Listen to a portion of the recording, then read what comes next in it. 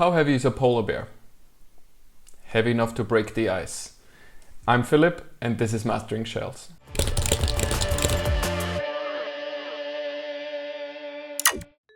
Last time in the first episode of this series we talked about navigating in the shell, moving around existing file systems, existing folders, how we can go into folders with cd, how we can go out of them, how we can see the files that are in folders.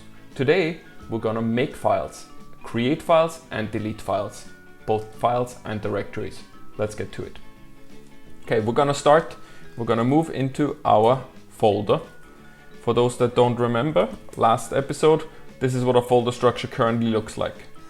But we're gonna start with a command called mkdir, make directory. We're gonna make a directory called new directory. And now we can see there's a new directory called new directory. We can now move into this new directory and we can see that it is empty. We can do a lot more than just create directories. Let's look with the good old -- help function. -p is a really good parameter. -- parents. Essentially, it allows you to create folders an arbitrary length deep. Okay, so we have these folders right now and we can see within new directory there is nothing. But we can want to create a directory inside new directory called new subdirectory, and we can do that. Now if we ls new directory, we have new subdirectory. Now let's create a new directory inside folder 1 called, let's see what's in there first. Folder 1 has sub1 and sub2. So let's make directory folder 1 / sub3 / sub1. Now we're getting an error. mk cannot create directory folder sub3 sub1. No such file or directory. But duh!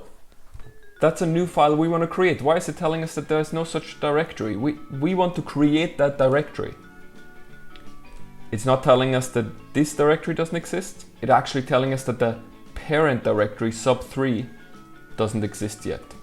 If we look, folder 1 only has sub1 and sub2. That's what this -p parameter is, parents. So with this -p parameter, we can create a folder an arbitrary length deep and it will create all the required parents for us. This was successful. So let's look into folder 1. You can see we have sub1, sub2, sub3, sub1 and sub1. So it created these 3 folders all in one.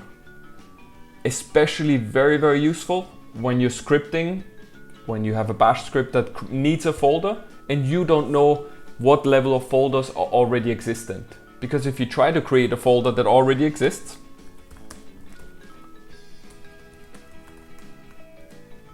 you can't do that either.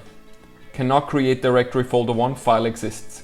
So if you're scripting something and you need the folder 1, sub3, sub1, sub1, but you don't know if you have created it before, that's the beautiful thing. Because if we now go back and we try to create the same folder again, we don't get an error code. Make directory will just make sure that the folder exists with the -p. Make directory -p, just make sure the folder exists after the execution, whether it created it or not.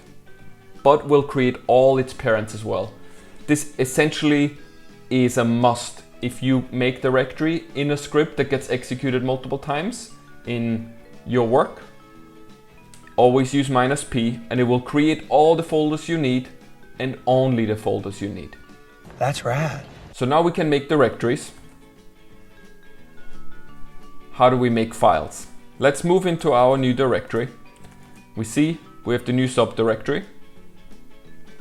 In here, at this level, we're going to use touch for touching files.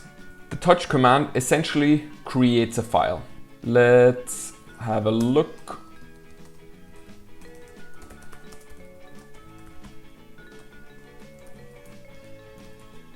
Now there's a file called new file.txt.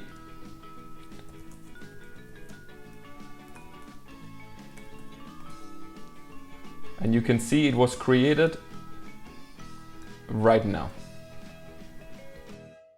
Touch. What can touch do? Lots of things. And we're not going to go into any of them today because the details are not important for what we want to do. All we want to be able to do is create files.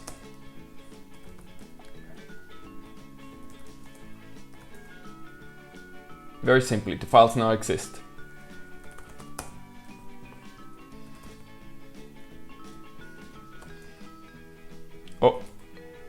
Oh no, I created a wrong file. And I named it wrongly. Wrongfully. Oh brother, this guy stinks! What are we gonna do? We're gonna move on to the next command. rm remove. rm, let's go into rm, we're gonna look at a few options here. rm minus f we're gonna look at, and rm minus r we're gonna look at. rm minus d is quite useful, and we're going to look at that as well. Okay, so now we have new subdirectory, and new subdirectory is empty, and that's the perfect example for rm minus d.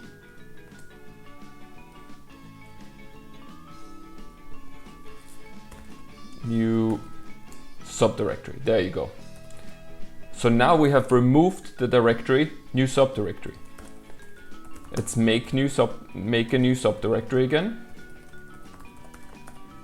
And this time we're gonna touch a file inside the new subdirectory.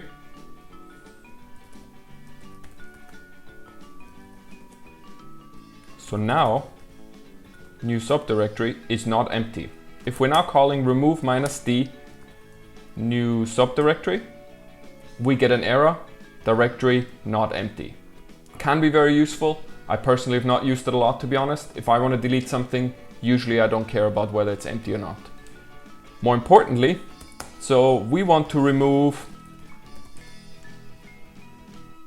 this directory now. We want to remove all of it because maybe there's logs in there, maybe there's reports that get generated as part of our execution, and we want to clean that part before we start executing, so we're not modeling up different log files.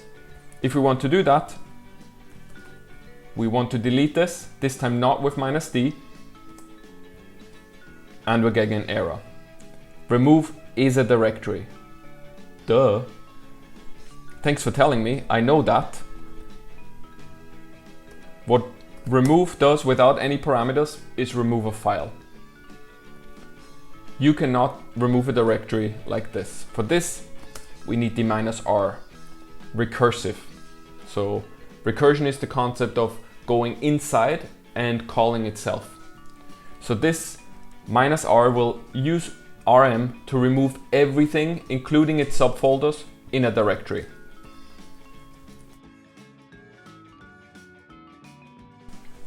Now our whole directory is removed, including all the files within it and all the subfolders that we may have had. In this case, we didn't have any, but everything will be removed if you remove -r. Remove -f forces, and so this can be important. Sometimes files are left open, especially if you have a script that writes logs, and those files will ask for confirmation whether or not you want to remove them, and that can be annoying in automation again, so you might want to use -f. Okay, so this is rm. We can now make directories. We can now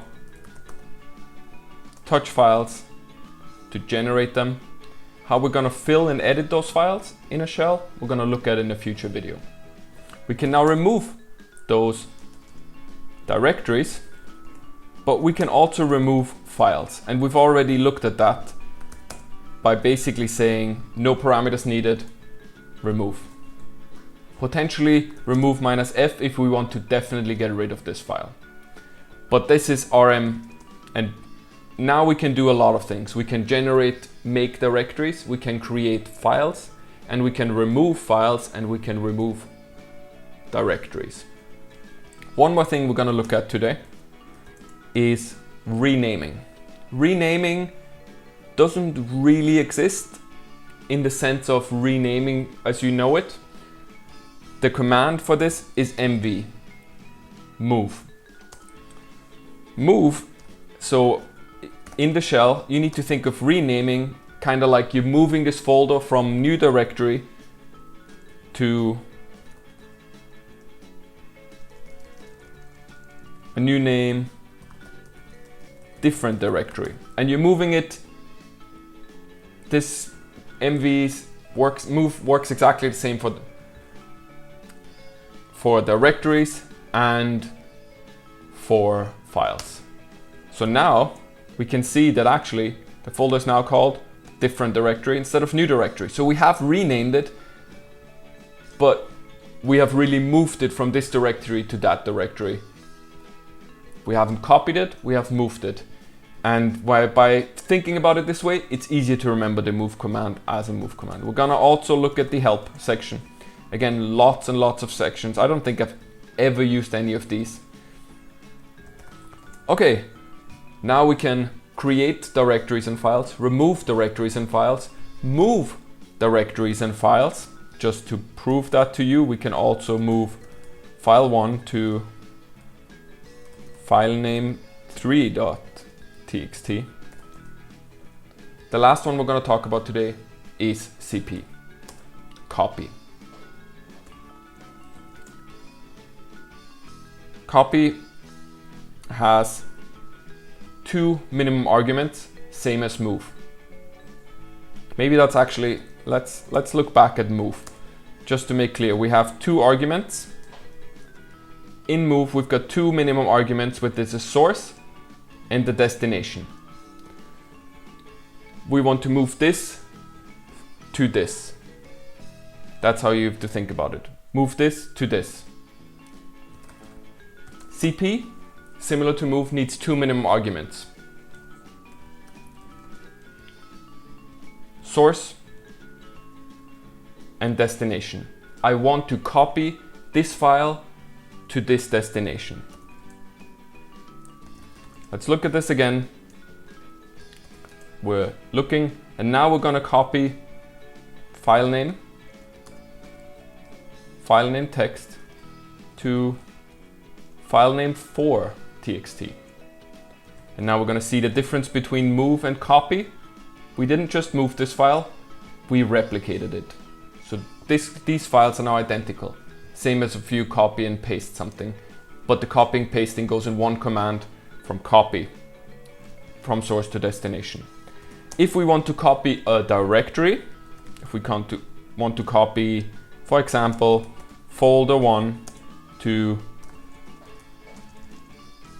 folder1 copy,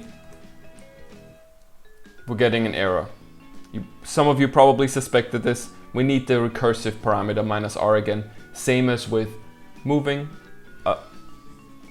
same as with removing. And so it says basically you didn't say you want to recursively copy everything. That means I'm not going to copy folder1. If we want to copy folder1 to folder1 copy, then we need to put the -r parameter in there, and now we have a copy of folder1. That's basically everything we wanted to look at today. To sum up again, we can now, with the make directory, we can create directories. With touch, we can create files. With remove, we can delete files. With remove -r, we can delete directories. With move, we can move/rename files and directories. And with the cp command, we can copy files. And if we pass in the -r parameter, we can copy directories as well. Okay, so my editor just told me, and I agreed that I missed two crucial parts of this. I'm not recording myself with the camera, but I just want to show you. When you're using move, look here again, when you're using move, you can move file name 3.txt to file name 5.txt, and it gets renamed. But obviously you can also just move that file, file name 4.txt, and move it into the folder different directory. So this time we're not turning it into different directory, but we're moving it into that folder. So now that you can see, the file name is gone from here, and the file name is now in different directory. Same thing happens with cp, file name 5. We can copy that into different directory. Now you can see the file is still in this folder, but is also in this folder. I just wanted to add this in, and I realized that it was missing, so thank you. I hope this was useful, and I hope to see you next time. Please like and subscribe, it helps me a lot. Thank you very much.